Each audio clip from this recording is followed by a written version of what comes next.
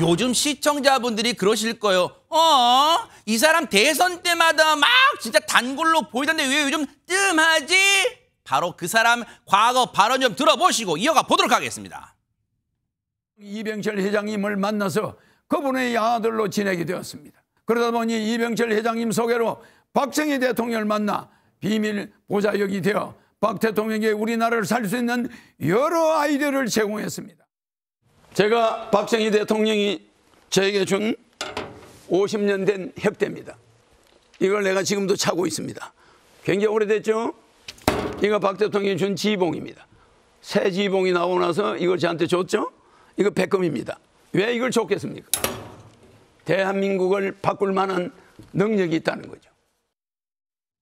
사실 저 발언을 시청자분들이 들으시고 아마 배꼽 잡으신 분도 많을 텐데 근데 이게 배꼽 잡는 데만 그친 게 아니잖아요, 저 발언들이. 그렇습니다. 뭐 이분의 경우는 가히 프로 출마러 이렇게 불러도 손색이 없을 정도로 모든 선거에 다 얼굴을 내밀었었죠. 지난 1987년 13대 대선에 출마하려고 시도했다가 그때는 못 나왔어요. 근데 그 이후에 대선, 총선, 뭐 재보궐 가리지 않고 장만 서면 나타나는 사람으로 유명했었습니다. 그런데 방금 전에 그 발언을 보셨다시피 지난 20대 대선 과정에서 본인이 고 이병철 전 삼성그룹 회장의 양자였다라고 이야기를 한다거나 혹은 본인이 고 박정희 대통령의 정책보좌관이었다. 이런 터무니없는 발언을 하는 바람에 이것이 허위사실로 법원으로부터 판정을 받았습니다. 그래서 2024년 4월, 작년 4월이죠. 징역 2년에 집행유예 3년형을 선고받았습니다. 근데 우리 공직선거법상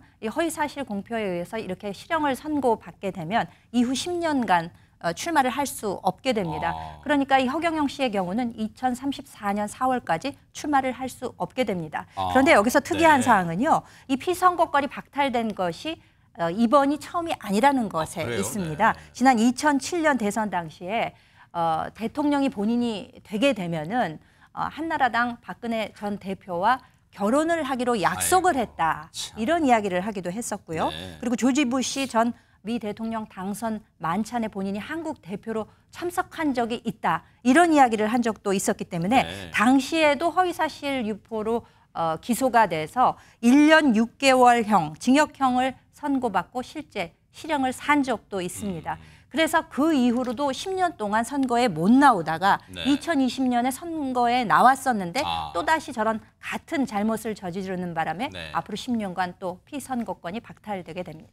참 저런 퍼포먼스를 밥 먹듯이 했던 사람이에요. 그런데 이 허경영이라는 사람이 대선 출마길이 막힌 것에 그치는 게 아니라 지금 구속될 위기에 처해 있어요. 허경이라는 사람을 고소했던 분 중에 한 분 얘기 좀 들어보시고 이어가 보도록 하겠습니다. 어느 날인가 갑자기 제 여기 밑에 사타구니에다 손을 확 집어넣어요. 그래가지고 확 잡아요. 또 언젠가는 또 에너지를 이렇게 넣다가요. 내 눈을 바라보니까 입술에다가 뚝 해가지고 깜짝 놀랐어요.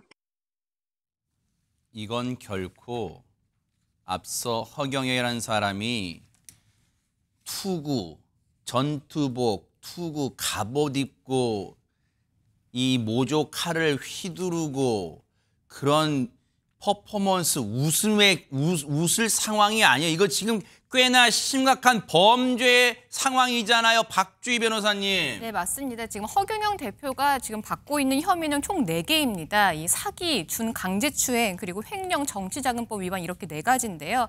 방금 보셨던 것처럼 허경영 대표는 에너지 치유를 해준다라고 하면서 자신의 종교시설인 하늘궁에서 여신도들의 이제 몸을 강제추행했던 혐의로 피소가 되었습니다. 또 지난 2023년에는요. 평범한 우유인데 마치 영적인 효능이 있는 것처럼 터무니없이 비싸게 속여서 판매했다는 혐의로 또 사기죄로 고소된 바도 있습니다. 그리고 이렇게 영성 상품을 판매한 걸로 총 3억 원 정도의 부당이득을 얻었다라고 하는데요. 경찰은 이렇게 얻은 수익금을 결국에는 정치자금으로 활용을 해서 결국에는 횡령죄와 정치자금법 위반도 저질렀다 이렇게 보고 있습니다. 그래서 어제 경찰은 이 허경영 대표에 대해서 구속영장을 신청을 했습니다. 네. 근데 이 혐의에 대해서 그럼 박성배 변호사님, 허경영이라는 사람 본인도 순순히 아이고 제가 너무 잘못했으나 인정하고 있습니까? 어떻습니까? 허 대표는 전반적으로 혐의를 부인하고 있습니다. 준 강제추행 혐의와 관련해서는 공갈 세력들이 기획 고소를 한 것이다라고 주장하고 있고 영장 신청과 관련해서도 경찰이 허위 수사를 하고 있다면서 혐의를 부인하고 있습니다. 또 입장문을 통해서도 법인에서 차용한 돈에 정치자금법 위반 혐의를 적용하는 등 경찰 수사가 납득되지 않는다고도 주장했습니다. 네. 사실 그동안 경찰은 허 대표를 30여 차례에 걸쳐서 소환 조사하고 하늘궁에 대한 압수수색도 진행하는 등 오랜 기간 수사를 진행해 왔습니다. 그렇지만 허 대표가 수사관들을 상대로 고소와 감찰 요청 등 수사의 공정성에 의문을 제기하고 수사에 협조적인 모습을 보이지 않았습니다. 네. 결국 경찰은 진행해오던 두 사건을 병합해서 구속영장을 신청하기에 이르렀습니다. 우리가 손바닥으로 하늘을 가린다 이런 표현이 있잖아요. 진실은 반드시 드러나기 마련이에요. 앞으로 이 혐의에 대한 수사 과정 뉴스파이터도 눈 부릅뜨고 따라붙어 보도록 하겠습니다.